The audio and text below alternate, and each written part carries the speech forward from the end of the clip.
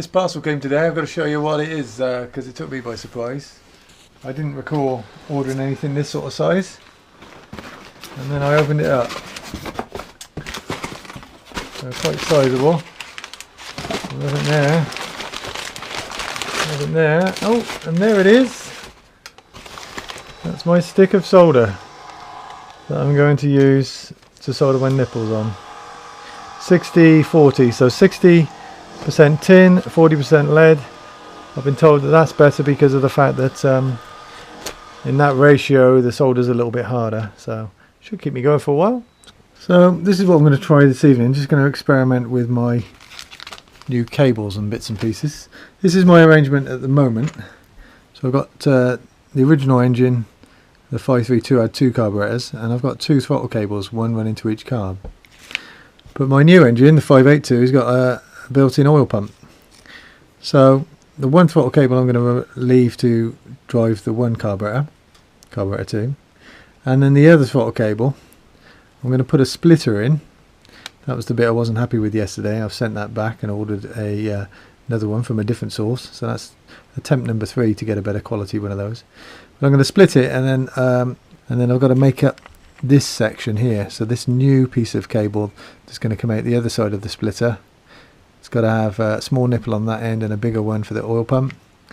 And then this piece here that's still on the plane, I've got to put a nipple on there as well. So I'm going to first try and put the small nipple on this end of the cable just by experimenting, see how I get on. Another new parcel today, and I know what this is. It's been long awaited. It's my cable splitter.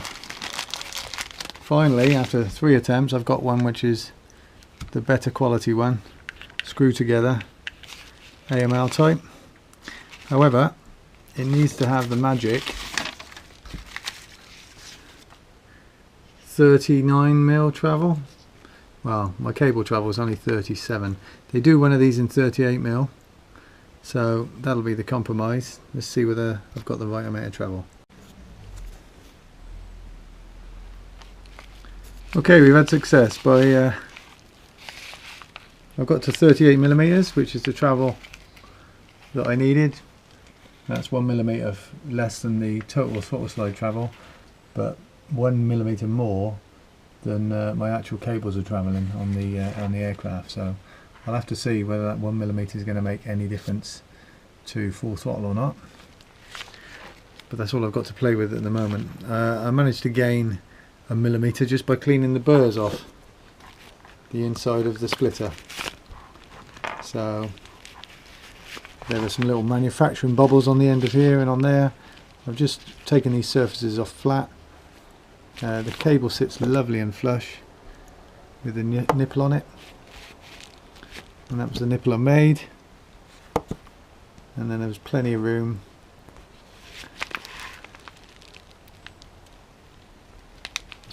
for my other nipples I'm going to make to sit right down in there as well, so they've got a bit of headroom. So now I've got to cut the existing cables and arrange all this so it fits with the right amount of travel in it. It's been a challenging and educational week, with stories of engine failures due to the throttle nipples pulling off ringing in my ears. I was determined to do as good a job as I could of making up these new throttle cables. Along the way there's been a lot of trial and error, and quite a few failed attempts and quite a few repeat orders as well. Repeat orders to this company. They're a company I definitely can recommend. They're called Ven Hill. The first order I made there, I spoke to a lady who's been doing it for 20 years. I was well impressed about the way that she knew her way around the website and was able to find everything for me straight away, and since then I've been using their website myself and ordering stuff online. So hopefully this is my last order of bits and pieces that I need, and I'm going to finish off these cables tonight. I've tried various methods for soldering nipples onto cables, and there's been various sort of success with that. That's an old cable nipple that was originally on the plane, so very secure. It's been on there for years and worked really nicely. and let's see if I can find a cable that I've made up. So this is a work in progress that I'm going to finish today. So there's a bit of a failed attempt. Horrible looking, lumpy, not sure the solder was taking. And this is my latest efforts. So I don't know whether you can see that, but you can see the solder's run nicely. It's into the neck of the cable, flowed in there quite well, and it's flowed into the end of the nipple as well, and filled it all up. So I'm quite confident that that is definitely on there. And in my packet are some new bits just to make up this last cable. And also, I was never happy that there were two adjusters on the back of the plane which weren't the same, so I've got some nice new shiny ones to go on there just to make everything look uniform and bring it all up to scratch. So I'm going to demonstrate my method now of how to do these nipples using a soldering iron. I have been using a blow lamp and a pot, but I found in the end using a soldering iron is the best technique. Let's have a go. So to make up this cable, I've got some 1.25mm galvanized wire rope, which is this. I've got some solder, which is 60% tin and 40% lead. Got an adjuster, which will come in handy later, some flux, trusty soldering iron. This one's quite a nice one that the other half bought me, 18-watt soldering iron. And obviously my nipples, which are these 3mm carburetor nipples that come in this pack here. Okay, so let's show you what I've been doing. So the first thing I do is I just grip the cable in these wire strippers. I'm not pinching it at all to the point I'm damaging it. I'm just sort of holding it there. And then I get myself a knife or some sort of instrument and just start splaying those cables out a little bit. So the idea of this being is that when the cables pass through the nipple, partly these are splayed so that the nipple can't pull through easily, but also what you're trying to do is create what they call a bird cage effect in the middle, so the solder fills where the cable's been splayed and then it can't pull through then.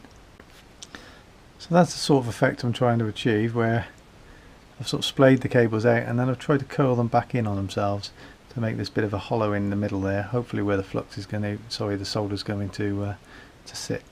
There's two sides to a nipple. There's an open-ended and then just a straight, so you want the open-ended part to come up to where you've splayed the nipple out. So then thread that on. So what I'm going to do is just pull that up to roughly where I think it needs to be, and there you can see it. Try and keep it as straight as we can, just to get a feel for how it's going to sit in there.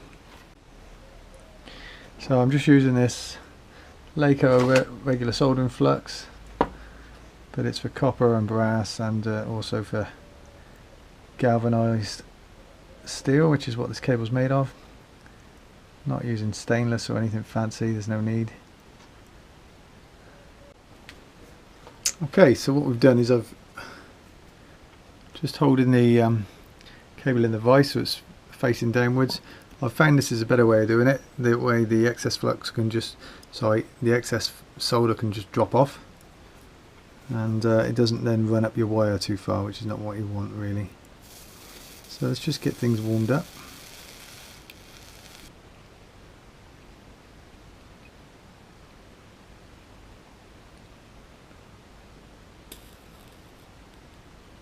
I put plenty of solder on there, don't mind wasting a bit, just to make sure it's run all the way through.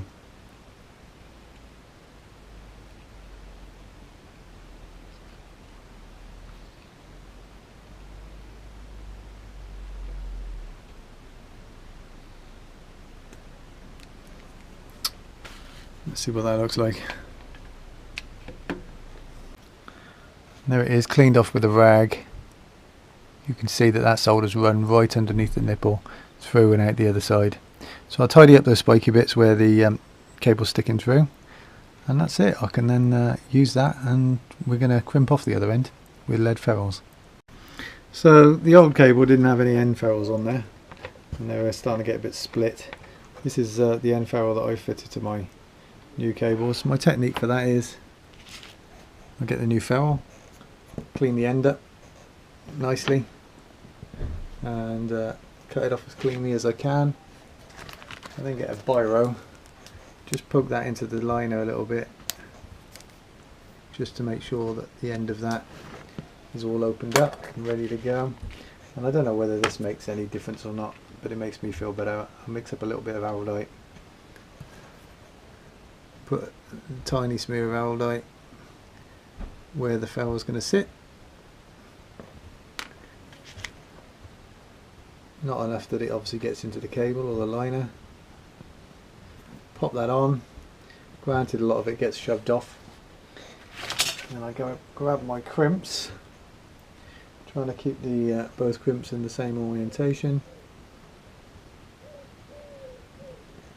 With the Araldite on there, I just give that a bit of a squeeze up, and that seems to grab it like that. And then we just wipe any excess glue off. And so far,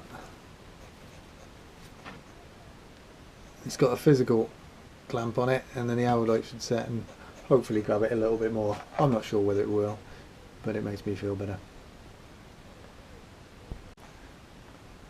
So there's a comparison of my old cable. That's the top one with my new one.